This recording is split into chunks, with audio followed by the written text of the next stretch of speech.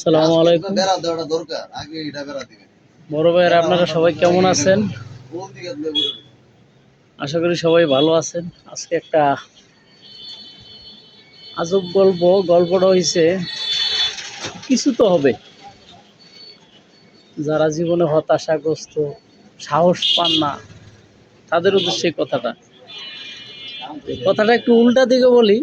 কেউ কিছু মনে নিয়েন না, যারা সিনিয়র আছেন তারা বিয়াদবি নিয়েন না। ধরেন কিভাবে বলবো বুঝতে পারতেছেন। ধরেন বয়স্ক লোক বয়স্ক লোক শীতের দিন, দুই বুড়া বুড়ি বাড়িতে একা। তখন বুড়া বলতেছে বুড়ি রে, তুমি কি শুয়ে পড়বা? বুড়ি বলতেছে হ্যাঁ শুয়ে পড়বো, হ্যাঁ কোনো কাজ আছে নাকি? না, শোয়ার আগে একটু গরম পানি বসাইতে চুলায়, সকালবেলা গরম পানি দিয়ে কি করবো? তো সে বললো যদি কিছু হয় তাহলে গোসল করবো, আর যদি কিছু না হয় তাহলে চা কইরা খাবো। কথাটা একটু হাস্যকর হইলেও কথাটা কিন্তু আমাদের যারা জুনিয়র পার্সন আছে তাদের জন্য কথাটা অনেক মূল্যবান। যে কি কারণে তোমরা জুনিয়র যাই করো না কেন, মন দিয়ে একটা জিনিসই করবা। সে যে কোনো কাজ করো, মন থেকে করবা, একটা কাজই করবা। তো মনে রাখবা জীবনে কিছু হইলেও হবে। যে কিছু হইলেও কি হবে, কিছু তো হবে। হয়তো গোসল হবে, নয়তো গরম পানির চা হবে, দুইটার একটা হবে।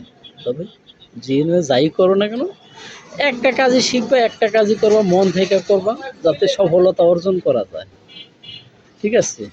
যাই হোক, এটা যদিও কথাটা একটু অন্য মানের, কেউ কিছু মনে নিবেন না, ঠিক আছে? আর কেউ বেয়াদবি নিবেন না।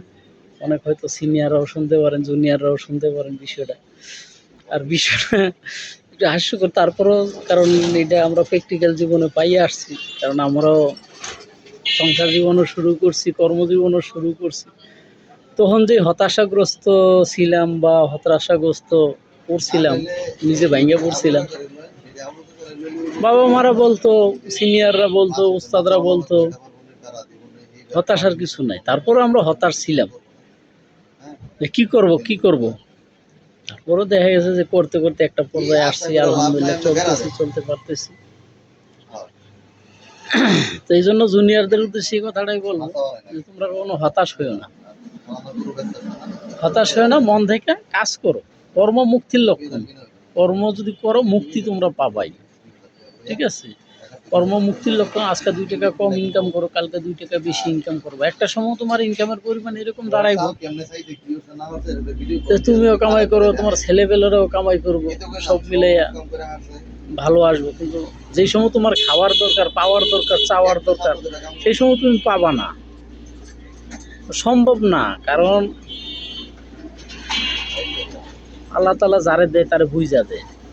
এত সোজা না, কোনো সম্পদ এত সোজা না। পরিশ্রম ছাড়া কোনো কিছু সফল হয় এত সহজ না। পরিশ্রম করা লাগবে এবং সময় দেওয়া লাগবে। আর যদি অল্পতে পাও, সেটা রাখা সম্ভব না। কারণ কোনো কিছু অল্পতে পাইলে এটা রাখা যায় না। আল্লাহ তাআলা যা দেয় তাতে সন্তুষ্ট থাকা লাগবে, আল্লাহর কাছে সবুর থাকা লাগবে। ঠিক আছে? যাই হোক, কথাটা ফার্স্টে একটু অন্যরকম হইলেও কথাটা কিন্তু সত্য। কারণ আমি আমার বাস্তব জীবনে পাইয়ে আসছি যে কিছু হবে, হয়তো চা হবে, নয়তো গোসল হবে, কিছু একটা হবে। যাই হোক, সবাইকে ধন্যবাদ। কেউ বিয়াদবি নেবেন না, কেউ মনে কিছু নেবেন না। ধন্যবাদ।